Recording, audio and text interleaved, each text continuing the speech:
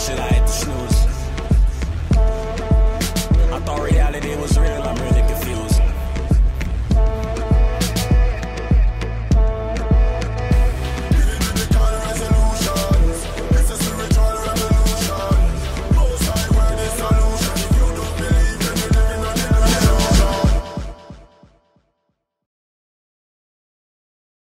You have any questions? Started learning laws as yet? Well, I'm actually learning. Alright, we're good. Let me help you out a little bit. So you know about the dress code? when I try to change my wardrobe, Alright, let me give you some insight. Let me give you some insight. Give me James chapter 4 verse 17. Right? Let me give you some insight. What do you see God's laws as to us? What is your nationality? First and foremost, what is your nationality? Who are you? Where do you come from?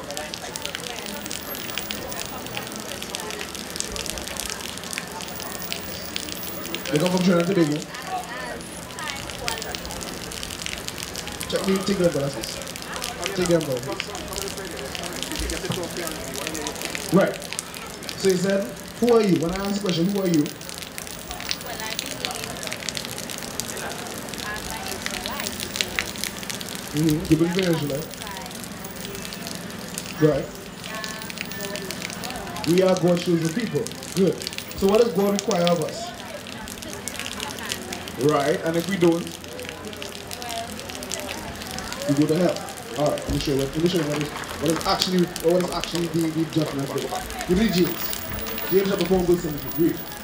The book of James, chapter 4 and verse 17. Therefore, to him that knoweth to do good, and doeth it not, to him it is sin. So, to do good.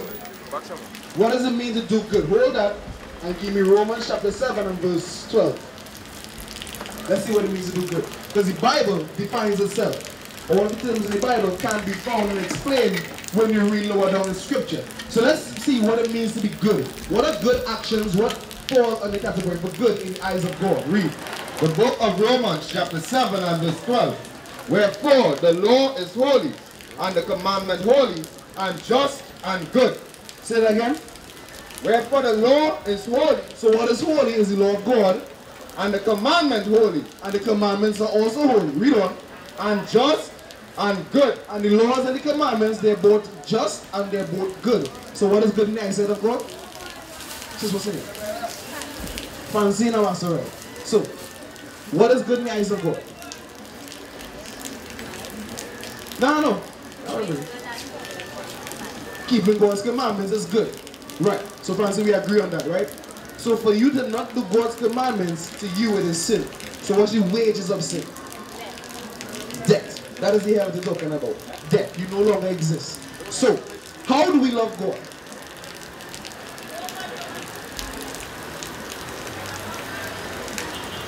No worries, it's just a month. You have to do good, which is the commandments, right? Correct. So let's get out of Christ's mouth, the black Messiah. What does it mean to do good? Read. Right, to love God. 1 John chapter 5 and verse 3. What does it mean to love God? Read. The book of 1 John, chapter 5 and verse 3. Because a lot of people will claim and say, well, we love God. Let's see, read. For this is the love of God, that we keep his commandments. Stop, hold on.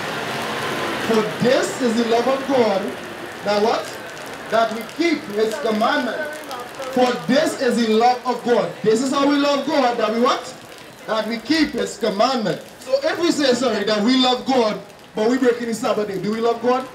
No, we don't, Francine. If we say that we love God, but we're committing fornication, do we love God, Francine? If we say that we love God and we're not wearing fringes, do we love God, Francine? If we say that we love God and we're not dressed modestly, do we love God, Francine? If we say that we love God and we're wearing, women specifically, are wearing male's clothing like pants and not dresses, do we love God, Francine? So then what is necessary for us to fix that?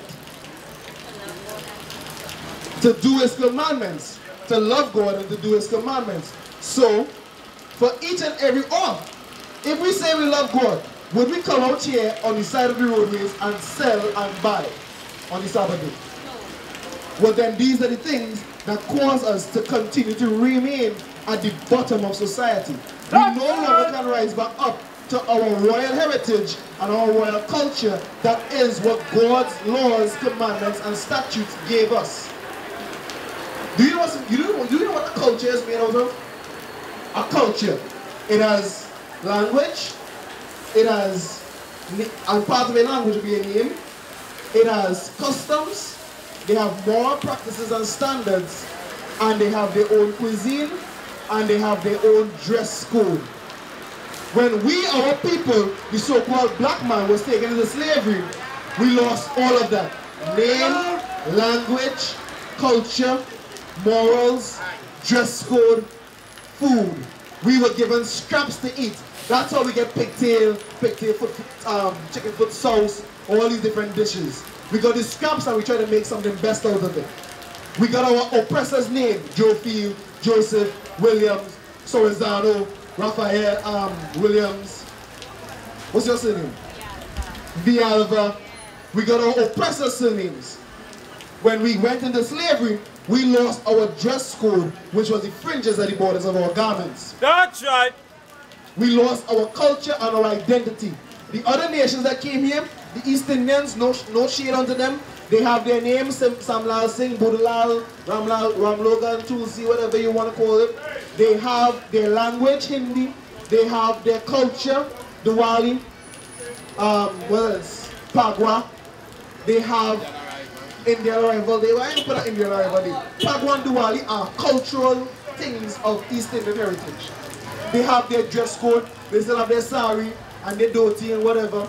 They still have their food, their roti, their pulori, all these different things. What do we have, Francine? We don't have anything. Why don't we have anything? Exactly, because we don't want it. And where else is it? And they misled us. So, are we supposed to continue in that way? We're not. Now let me show you the glory that we once had. Go to Ezekiel chapter 16 and verse 44. The Israelites, God chosen people who are the so-called blacks, Spanish, and Amerindians, by their fathers and forefathers' descent, are a royal people. Francie, you are supposed to be royalty. Prince Harry, the Queen, none of them have anything on our history when you read this Bible. Shiva, Vashti, Vishnu, whoever, none of them have a feather against our history. But let me show you what it was, what our glory once was. Read. The book of Ezekiel, chapter 16 and verse 10. I clothed thee also with broidered work. God allowed us the wisdom to have clothing with broidery on it, best designs on it, beautiful clothing. Read on. And shod thee with badger skin. And he gave us, you know what's badger skin? You ever see a mink coat? With the fur and everything? Yeah, that's badger skin. We once upon a time, that was unknown for our people to be walking in that. Read. And I girt thee about with fine linen. And he covered us with fine linen. Fine linen. Now we have now cheap knockoff plastics and fake material. We had real clothing. Top material, top quality. Read. And I covered thee with silk. And God covered us with silk. Many people think that the Chinese are responsible for silk. Nah, we had it first. Moab and their people took it after us. The Israelites. Read. That's right. I decked thee also with ornaments. God gave us ornaments. Do you know what ornaments are? Ornaments is jewelry. Ornaments is jewelry used to what? Enhance or to adorn yourself. Earrings, forehead jewels. Think about what the East Indian women wear. They copied all of that from us. That's Read. right. And I put bracelets upon thine hands. And we put bracelets upon our hand. Read on. And a chain on thy neck. That's why we like to wear chains. You always find a so-called black or so-called Spanish or so-called American with a chain. Look at one time. This brother has a chain on his neck. It's in our spirit. This brother has a chain on his neck. It's in our spirit. That sister has a chain on her neck. It is in our spirit to adorn ourselves with ornaments. Read on. And I put a jewel on thy forehead. The jewel on thy forehead is a little thing where I don't know what it's called, but it's just a bindi. What I really call it in Hindi, but for us, it's something else. Read. And earrings in thine ears. And earrings in thy ears. That's why both male and female wear earrings. It's in our spirit. God gave us these things. Read. And a beautiful crown upon thine head. And a beautiful crown upon thy head, because we are royalty. Princes and princesses, priests and kings. We descend from royalty.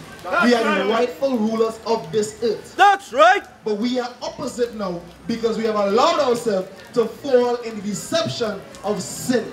Because why? To be honest, sin is fun. Sin is easy. It's easy. It comes as second nature to you now. It no longer affects you in a negative way when you do wrong, because it's now seen as modern day actions of society. Read the norm. Verse 13. Thus was thou decked with gold and silver. Thus were you decked in gold and silver. Can you imagine yourself in listening? Read. And thy raiment was of fine linen, And your raiment was of top quality. Read on. and silk, and broidered wool. Thou didst eat fine flour and honey. We wasn't eating no scraps. We were eating the finest honey and the finest flour. Flour can expire, must be fresh off the mill. Read. And oil, and thou wast exceeding beautiful. Sister Francine, we as Israelites, our women, our men were exceedingly beautiful. Are we like that today? What we read there, do you see that in society today? First of all, we overeating. Right. Right, he gave us our own look, right?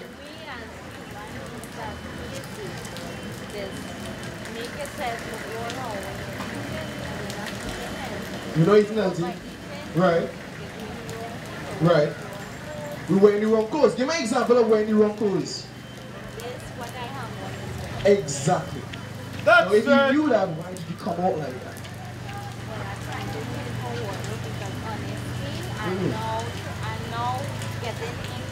Right. All right. Good.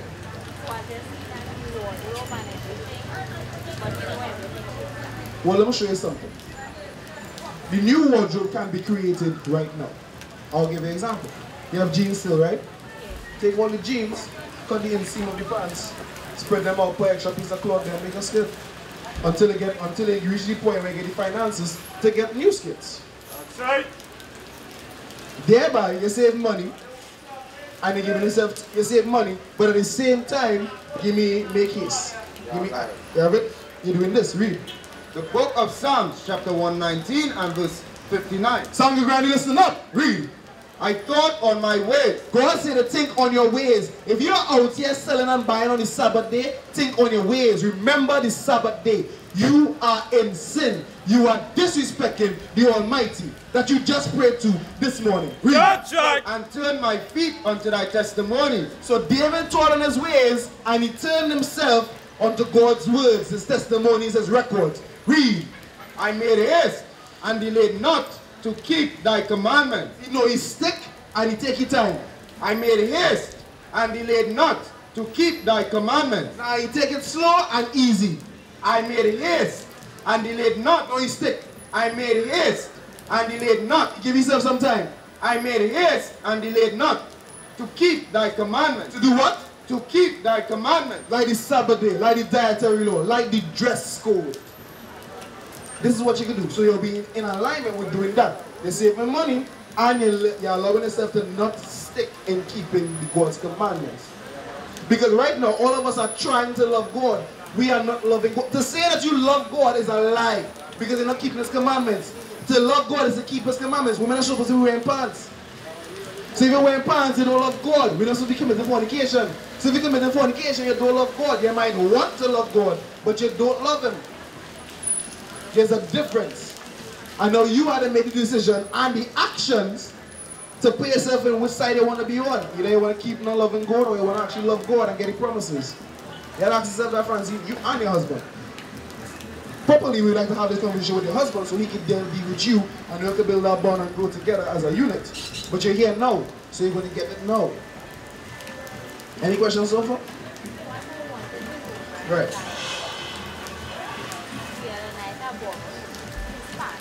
You have an idea about your husband's pants?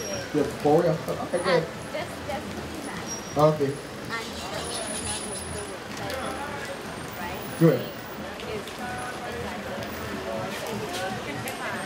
Right.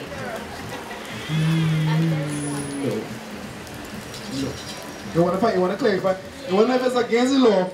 They said, listen, let me get you. They said, you buy your husband's pants And he said he's not wearing baggy pants again because you wear it, and he said it's against the law for you to wear his clothing and for him to pay back on. Okay, that's not. She don't want to use the mic. So let's get the scripture. Let's get the law first. Deuteronomy chapter 22 and verse 5. Read. The book of Deuteronomy, chapter 22 and verse 5. The woman shall not wear that which pertaineth unto a man. So the law of God says the woman shall not wear that which pertaineth, which means which belongs unto a man. Read on. Neither shall a man put on a woman's garment. Neither shall a man wear what belongs to a woman. Read on. For all that do so are abomination unto the Lord thy God. All that do so are abomination unto the Lord thy God. It doesn't say anything if you wear it and then you can't wear it back there. Now, many people will be in their hearts and say, well, in biblical times, it did not have pants. Where we say that you're wrong. Let's get Exodus chapter 28 and verse 42 to see if pants was given way before the children of Israel even got their land. Exodus the 28th chapter and the 42nd verse will give the answer. Read. The book of Exodus chapter 28 and verse 42. Read. And thou shalt make them linen breeches. We shall make them what? Linen breeches. And who are you going to put these linen breeches upon? To cover their nakedness. From the loins even unto the thighs they shall reach. Read. And they shall be upon Aaron and upon his sons. No, upon his daughters. And upon his sons. Upon his wife. And upon his sons. Breeches, which reach from the loins, which is your groin, to your thighs, is pants. Pants was made for men, not women. Women wearing pants is cross-dressing. You're no different to a lesbian or a homosexual. That's right. That's right. You are no different from a lesbian or homosexual. Both things are called abomination according to God's words if a woman is in pants.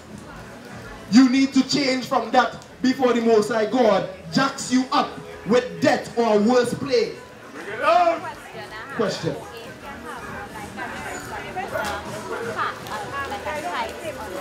Ah, good question. What if you have on a dress and if you put like a tight underneath it? Who told you there was pants? Who told you those were pants? You can ask any elderly lady. They will all just now. Can you wear the under jeans? Yeah. Can you wear jeans under jeans? No. Why? The jeans is an outward garment. This is long sleeve panties.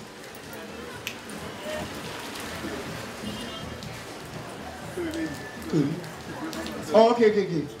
This is a long. Is she wearing a dress? Yes, she is. All praises.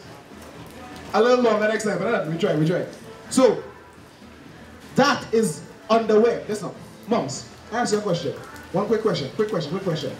Leggings or tights, is that underwear or is that outerwear? Did she answer? Well, I'll answer for her. The fact that you can wear that under jeans, so it's underwear. Leggings and tights are undergarments. It's only because some stupid white girl decided to wear it out in public and men started lust after her and be like, woo, here, take it, looking sexy, whoa. And they started to get that kind of attention from it. And women started to envy that same attention that women started wearing. Leggings, tights, undergarments. Undergarments. They are like panties. They can be worn under jeans. You can wear leggings under jeans. It is not undergarment. It is an undergarment. It is not an overgarment. It is an undergarment. Now your husband, his pants is his pants. You should not be boring. You should they should not exactly. All praise God. It's prayed for right now. So you're supposed to be wearing dresses and skirts. Question.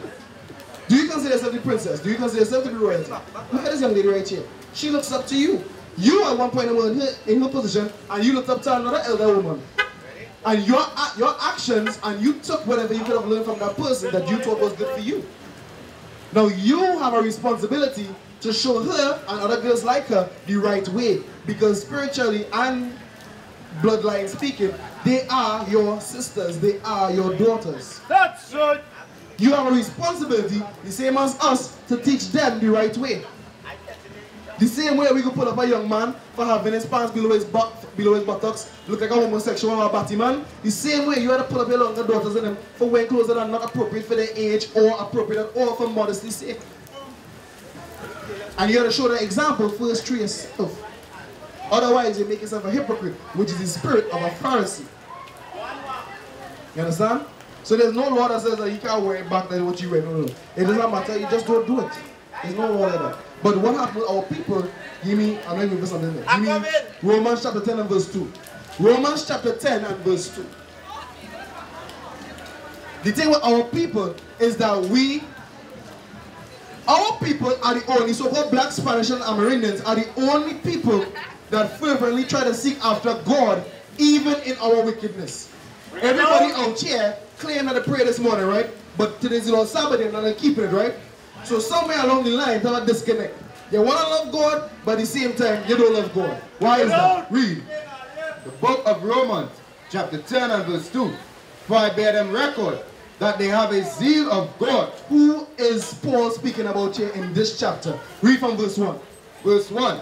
Brethren, my heart's desire and prayer to God for Israel. For who? For Israel. For who? For Israel. Is that what? Is that they might be saved. For the people that do not know, the Bible, what we call today the Bible, was written to the Israelites, by the Israelites, and for the Israelites only. That's right. That's why Paul is saying that his heart's desire is that all Israel could be saved.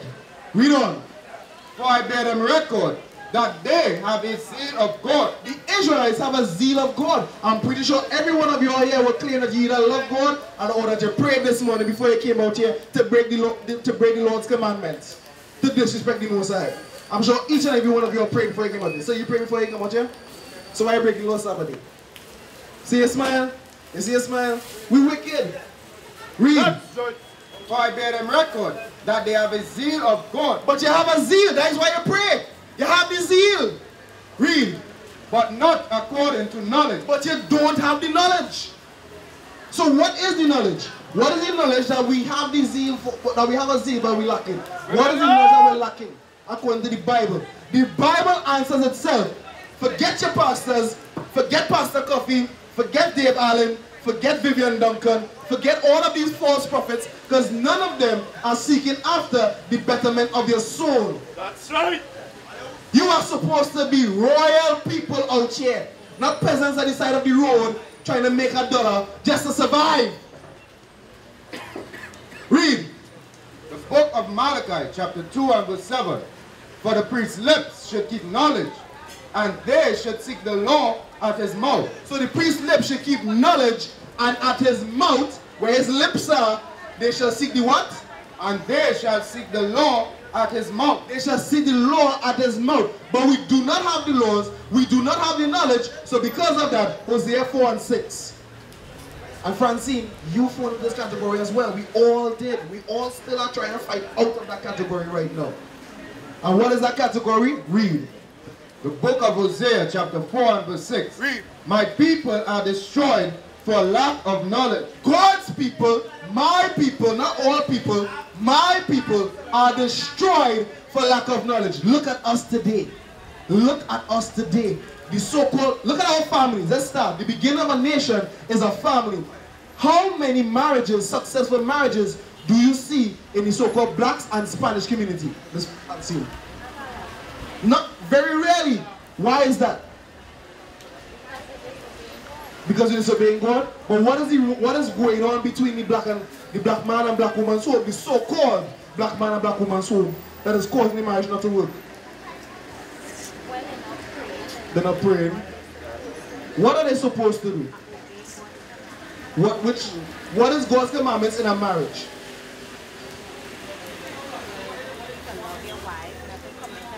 To love your wife, not to commit adultery. To be faithful to your husband. The woman is supposed to submit to her husband, correct? These are the things. Is that going on in our society right now? Why? Do you know something as simple as pants is causing that disruption? Bring it on. Because the pants represent something and there's a spirit that comes behind the pants. Let me give you an example. Woman wearing pants is a symbol or a spiritual testament to say that we are equal to a man. Two, what is he saying? Two cocks can live in the same coop. Two man rat can live in the same hole. I will use that one. Two man rat cannot live in the same hole. If the man is in the house, a man, a heterosexual man, does not want to live with another man in a house, especially if that another man has a vagina. That's why male lions are chasing away other male lions in nature. A male does not like to live with another male in the same house, especially if that male has a vagina. It's not supposed to be so. Understand what I'm saying? That female acting like a man is not enticing to a man to have in a home. There's going to be turmoil in that house. Because nature is going to provide for the man to want to have dominance in the home. And then now you, with the symbol of trying to think that you are equal to a man, are going to fight for that dominance. And it's going to go back and forth, until eventually it gets disintegrated. One of you all is going to get destroyed, or both of you all are going to separate. And if you have children, your children are going to suffer seeing that and living in that environment. The reason why we do not have proper marriages is because we forsake God's laws. A simple thing as submitting to a man is something foreign to a woman now. But I can't blame you all, because first and foremost, we are the heads, and first and foremost, we are the ones that are supposed to set everything in order. Women, give me that in 1 Corinthians. Give me the order. Give me the order. Let me show you that this is biblical. This is something that you need to have. You're a month in, but this is what you need to have. These are the basics. Keep the commandments, show the example, do not be a hypocrite, and understand your role, and understand the structures of things. Let's get the structure. Read. The book of 1 Corinthians chapter 11 and verse 3. But I would have you know that the head of every man is Christ. The head of every man is Christ. Not Selassie, not Varma, not, give my next one. Give my next one. Not Krishna, not Buddha, not Lakshmi, not Melchizedek, not Menelek. Christ is the head of every man. Read. And the head of the woman is the man. And the head of the woman is who, Francine? Say it again. Let me say that on the mic. Now say it loud. The man. The head of the woman is the man. That is the natural order of the household given by God in His word. That's right. Read. And the head of Christ is God. And the head of Christ is the Most High God. Read on. Every man praying or prophesying, having his head covered, dishonoreth his head. Every man that goes through the scriptures or that prays or that is in the presence of the word of God coming out, they dishonor Christ. Read on. But every woman that prayed or prophesied with her head uncovered, dishonored her head. But every woman that prayed with her head uncovered, dishonored her head, which is her husband, which would eventually dishonor the Most High God. Because your husband is the representative or the symbol of the Most High God or Christ in your house. Your husband is the symbolize Christ in your home. The same way Christ did, the same way your husband is supposed to do for his family. Teach, guide, provide, correct, and eventually, if need be, give his life for. I see you have your head covered right now. Is that by chance or just... Not really? Alright. Now that doesn't mean every time you have to have your head covered. Eh? It just means if you're a person that prays a lot, then it would be wise that you either always have a scarf on you or you just always have something on top of your head. If you're something that prays a lot or someone that reads the Bible a lot. But if you're not that kind of person and never set time for doing whatever, well then you don't have to have a head cover for those times. But the praying and covering your head is only for the times that you're either praying or prophesying. That means you're either in the midst of prophecy like now, or you're reading the Bible like whenever in your private time, or that you take the time to go and pray at the side. A lot of our sisters, a lot of our people pray on the go. Little things here walking by like, Father, help me with this Bible. Those are little prayers. So it will be wise to always have your head covered in cases like that, or always have a scarf around your neck. You understand? Use wisdom. But if you're not a person like that, then it's okay. Understand? So, give me verse 8. I want to show you somebody household. Because a lot of our things with the house, like I said, a lot of things has been twisted upside down. And I'm going to show you who twisted it upside down. You see this devil right here? See this devil right here? See the ones? This devil, this so-called white man, he's red, he's not white. This devil here has infected his mind, your mind, our minds, everyone else's minds with lies and falsehood, and has flipped everything upside down. Now the princes and princesses of the earth are now the peasants and the worst case of any society. We are the subs, we are the minority, we are the thugs, the niggas, the bitches and the hoes. Everything is flipped up, and now the so-called whites, they're the top of society. They're civilized, they're sophisticated, they're noble, they're honorable, and they're the biggest liars and murderers on the face of this earth. That's right. There are so much of these things that they took your identity and placed it on themselves and played off like it never happened. They took you and your foreparents and put you into hard bondage and whipped you and raped your foremothers, and then turned around to tell you, forget that, it never happened. But whatever happened to them, the Holocaust, don't forget that. Shalom. This is Bishop Nathaniel of Israel United in Christ. Please subscribe to our YouTube channels. Stay up to date with our latest events, music, and classroom lessons.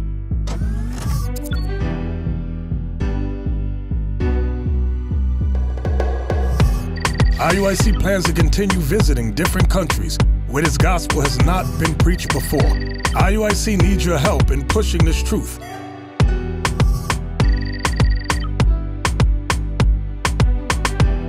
So join us, subscribe to our Instagram, Facebook, Twitter, and podcasts, and stay up to date with us.